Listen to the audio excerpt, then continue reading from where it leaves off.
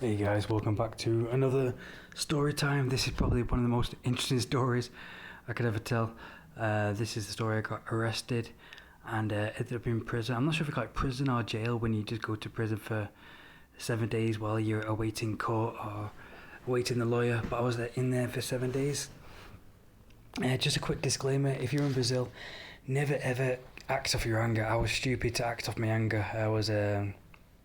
because here in Brazil, everyone, it's life or death for them every single day on the streets here. So they don't get, they fight. They don't care if a homeless person gets into a fight and they ended up, getting hurt, then they end up either getting in prison or ended up in the hospital. Either way, they get a bed, so it's win-win for them. So don't test these people. It's they've got nothing to lose. They don't care if they die. But yeah, I was stupid. It was like a few weeks after I got robbed with a machete, so I was homeless in the streets for a few weeks, and then I was going days without food. Like here, this picture was taken me after finally getting fresh. I finally had a couch surfing host, and they let me stay at his house for one day, so I was looking a bit alive here. But then I was back on the streets, and I ended up getting into a fight with I'm not sure if he was homeless or something, but he was on drugs. I think he was shouting and screaming.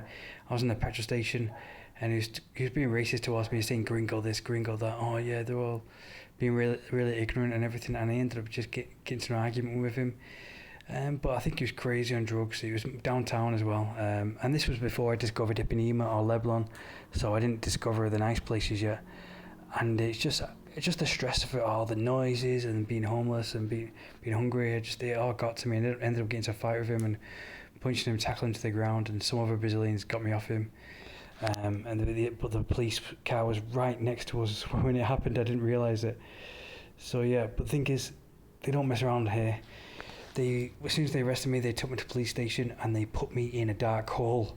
This is me in a dark hole. Excuse the bad AI picture. But yeah, usually when I got arrested in England, they give you your own cell and everything. But here, they arrested me, they got me out of the car, and the police officer was like pushing me around, literally just pushed me, shoved me. I think he was trying to get me to get angry, so he had an excuse to lock me up or something. They were trying to trigger me. But yeah, they just opened up the cell door and they just pushed me in, and it was like just an empty hole, like a cave, like a dark cave hole. No bigger than a bathroom, and it stunk of pee and poo, and it was just horrible. And then I realised there's 3 other Brazilian criminals in there with me, and we were all scurrying over, and we were all together, so close together, and it's all jam packed. And whenever someone would go to the toilet, they'd be like pooing right next to you, and you just smell the wee and the poo, and it was horrible. We spent all night in there until the truck came the next morning to take us all to a proper cell, to take us all to the proper jail cell building.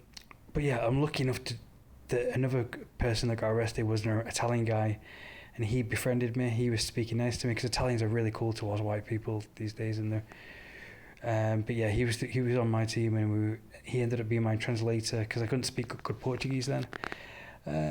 But yeah, but now I know about Brazil. I'm aware about Brazil and the way it goes, and I wouldn't be so stupid to do this again. I would bite my tongue and have a hold of my anger.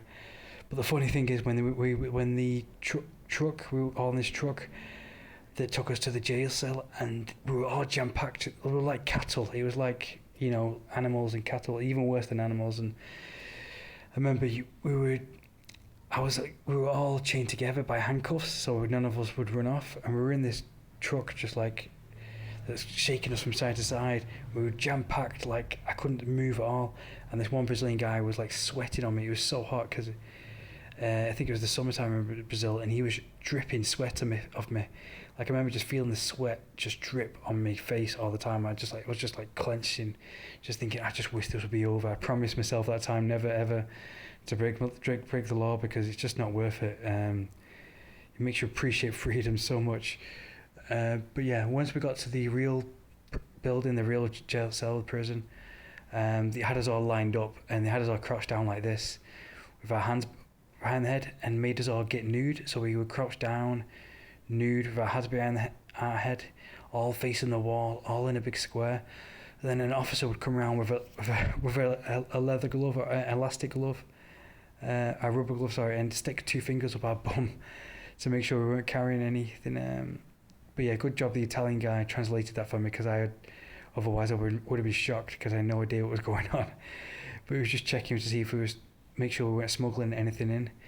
And so we spent I spent like 5 days in a cell like this, jam packed, full of like 50 prisoners, all jam packed. We had to sleep on top of each other. We had to sleep on the floor. But yeah, I remember there was one gangster there who run the whole entire cell, and you had to explain yourself to him. And I explained to him my situation, and he was like, "Oh no, it's okay." And the other Italian guy was like translating for me. But now I can speak good Portuguese. But he was like patting me on the shoulder. He said, "Oh, don't worry, you'll get out of here in no time." And that made me really relieved, because I was really scared for my life. I thought, okay, I'm going to get killed here. But thankfully, me and the Italian guy were teamed up, and we made lots of friends there. We were talking to everybody, greeting to everybody, shaking everybody's hands. And then we ended up getting into a routine of dancing, because they had people like going ja ja ja, that Brazilian music they make where they slap the chest and everything and clap. Like you hear it on the streets all the time, where people clapping and they do the ja ja ja, music. And so I ended up doing some working out, and then I ended up doing some dancing while they did that, and it helped me get a good reputation with them. But yeah, if you're ever in this situation, I think the best thing isn't to be cut off. Don't see yourself as better than them. Just be friendly, get along with everyone. Don't think you're some kind of big hard guy. But yeah, I remember when we first arrived, they were laughing at me because I didn't know how to do everything. But the Italian guy was translating for everything to me. He was saying, "No, don't go into the shower with your flip-flops. Take off your flip-flops before you go into the shower." And good job he translated that. Otherwise, the Brazilian guys were like, I think they were shouting at me the first day because I went to the shower with my flip-flops. But thank goodness the Italian guy was there with me.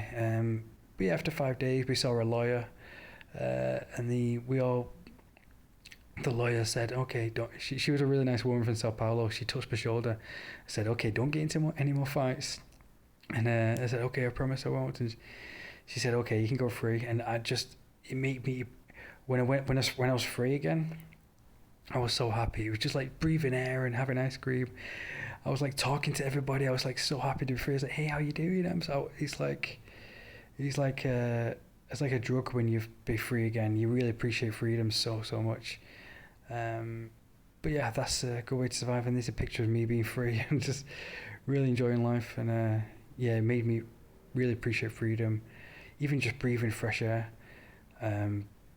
But yeah, it was an experience and a good story.